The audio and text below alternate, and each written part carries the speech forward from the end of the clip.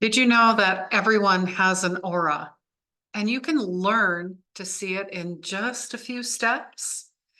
Hey, I'm Christine Gold. I am a medium, empath empowerment coach, digital nomad, author, speaker, and creator of the Soul Healers community and the Soul Healers method, where I guide empaths, old souls, and sensitives to reclaim their worth, heal their worthiness wound, instill crystal clear boundaries with clarity and peace.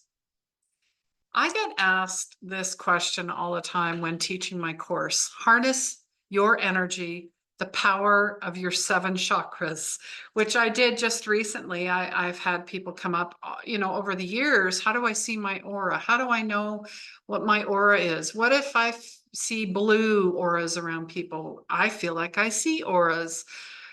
I get it. I do. That's really just you picking up your psychic abilities, because we all have psychic abilities. We're all intuitive. It's just a matter of tuning and attuning in to who you truly are. So you want to see your aura, right? Well, before I dive into that, let's talk about what an aura is and why it's so important in spiritual practices. It's so important in my practices. And, we'll even go off maybe on another video sometime if you'd like to see that, about color therapy. There are color therapists out there, color practitioners. Color is huge. Color, I don't know about you, like I'm wearing this beautiful color. I just feel so beautiful.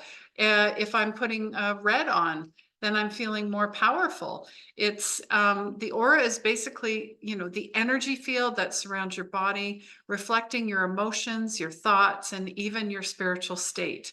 It's like a vibration that's unique to you, and understanding it can help you connect with yourself on a deeper level. So, really, let's get into this. I think it's safe to say that most people struggle to see their auras.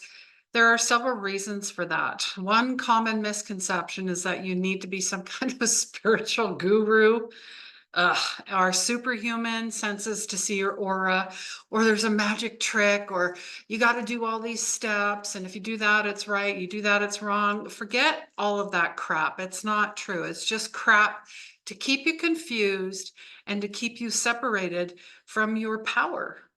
And really, that's what it is. Stop giving your power away. Anyone can see their aura with the right approach and a bit of practice. Like, with an approach, meaning I have an open heart, I'm open to everything and attached to nothing. And I'm consistently practicing, but not to the point where I'm getting emotionally and mentally drained and frustrated. That's when you need to stop, okay? Another misconception is you need to be some kind of mystical transcendental state to see your aura, or you need to be closing your eyes and channeling the 267th being from another dimension. No, seeing your aura is actually pretty grounded. Grounded? No. And practical? No way. No way. And I'm all about practical spirituality. I really am. Another thing that holds people back is that they're not sure what they're looking for. I get it. If I don't see it, that means it must not be real. Well, not everything in life is meant to be seen. Ding, ding, ding. Okay. Because if you're only seeing with this, you're living in ego and you're living in your analytical mind. Or you're expecting some Hollywood, like, ooh, kind of bright flashing lights, neon sign that says, hey, this is your aura. Believe me, I've had these conversations, but it's not like that at all. Your aura is more like a subtle, shimmering energy that surrounds you. It can be tricky to detect if you don't know what you're looking for. And finally, I think a lot of people get discouraged because they try to see their aura without creating the right condition, right? I need to see it now. No, again, that's ego trying to talk yourself out of having patience and practice. So stop it. Stop it. And I really think, and I know and I feel that it needs to be calm. It needs to be a peaceful environment and a clear, focused mind to see. And it's a third eye. It's an inner standing, seeing your aura. That can be tough to achieve, especially in today's fast-paced world, which, that was one of my last videos about information overload, right? So what is the solution? Well, that's what I'm about to show you. With these simple steps, you can start seeing your aura in no time. The first step, number one, is to be comfortable, be relaxed, have no expectations. Find a quiet, peaceful spot, preferably outside if you can, in the park, up against a tree, lying in your garden, where you can sit or lie down without distractions. Or maybe you have a Zen den. You have a space of your own, which I've talked about for years, a sanctuary without distractions, and taking a few deep breaths. Feel yourself letting go of tension and stress. You can even do light meditation, visualization to get yourself in the right state. The key is to quiet your mind and focus your energy inward.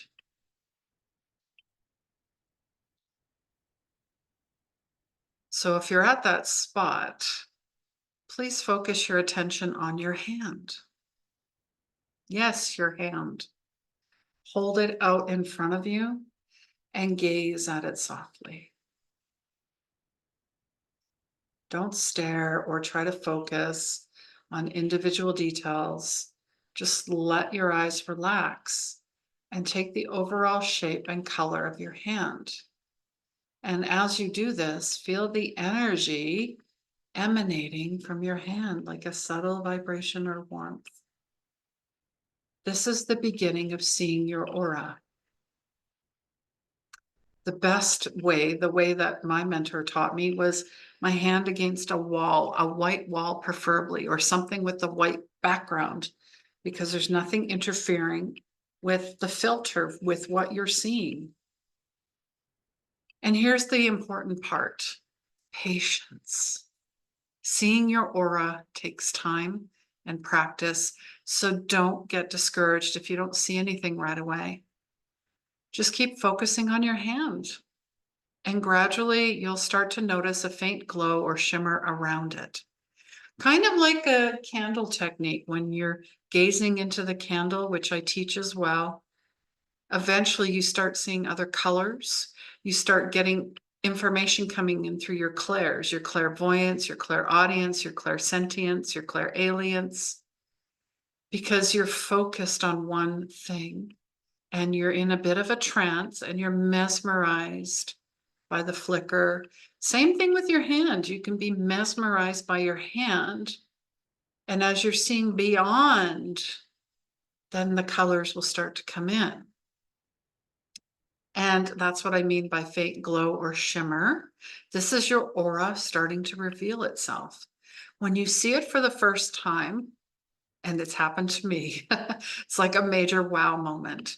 You feel excited, curious, maybe even a little surprised, right? Wow. So the moment of truth, you're finally seeing your aura. Take a deep breath and let that sink in. You might feel a sense of wonder or awe, and that's totally normal. And I highly encourage more awe and wonder and childlike, imaginative, creative moments, because the more you live in that vibration, the more you will see your aura and know your aura and claim your aura and see auras in others. And it is a big deal seeing your aura. It's a sign that you're tuning into your deeper self. So really take a moment to appreciate this achievement and just enjoy the experience. And I will say it further. This is part of my 12-week mentorship where I teach you specifically about your auras, about the color wheel, about your chakras, about your energy centers, about the Kundalini. It is all connected and interconnected. I like doing this kind of, snake energy, right? Because, there are 7 chakras. There are 9 with the shamans. There are actually over 88,000, and I'm not getting into that. That's just too much. But our body is luminous. We have luminous light around us already. That's why we say light workers, light field, magnetic energy, because the electricity from the brain and the heart and the entire nervous system creates a magnetic field around the body. And the heart's electromagnetic field is a superconducting quantum interference device. And that is the electromagnetic field of your aura, right? So I want to talk a little bit more about the 7 chakras. And notice how they all have different colors. That is the rainbow, right? You are the colors of the rainbow. The rainbow spectrum goes into white light. Hence why your crown chakra, right, is connected to spirituality and your causal body, your mental aspect. Your third eye is awareness. I see. It is connected to the celestial body, the emotional aspects. The throat chakra is your communication, your etheric temple, higher physical planes, higher physical, right? Your heart chakra is your astral body, your love, your healing, the meeting point of the upper 3 and the lower. Talked about this before too. The solar plexus. I mean, this is where a lot of us get our intuitive hits, our gut feelings, our spidey senses. That's why there's a lot of digestive issues.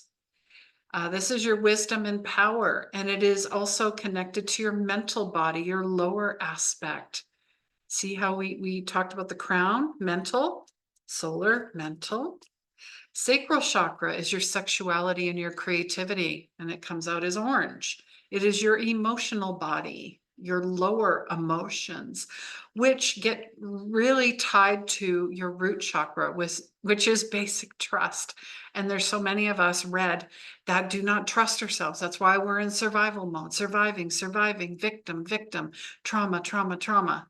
That is your etheric body.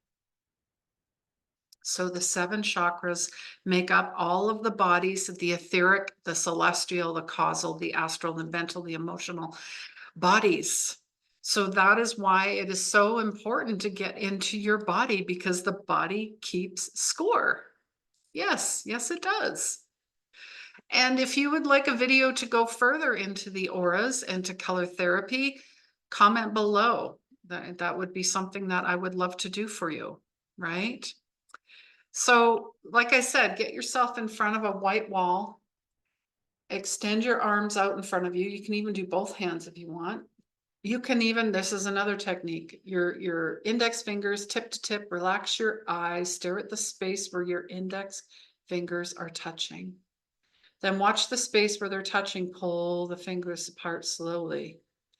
And at first you'll probably see pale blue, gray, white light outlining your fingers.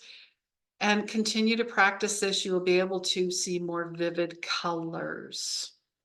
Very important meditation, very important creativity, very important. I do feathers as well, very important. Reiki, smudging, cleansing with water, meditating. Those are ways to cleanse your aura as well, which, like I said, I would get into that a little deeper if that is something you guys want. So I need to hear that from you, right?